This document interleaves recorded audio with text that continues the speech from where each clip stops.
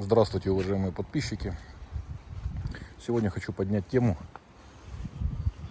скрипа и шума в автомобиле Volkswagen Touareg. В основном эти скрипы и шумы появляются из-за неплотного прилегания петли дверной, такой скобки. Вот она вот сюда залазит и неплотно там сидит. И оттуда и шумы появляются, и скрипы, и тому подобное. Но все это решается очень быстро и легко. Покупается триемовская вот такая изолента из волокна.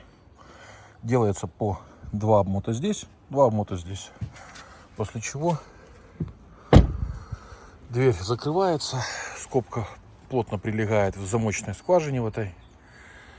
И пропадают все шумы, скрипы и так далее.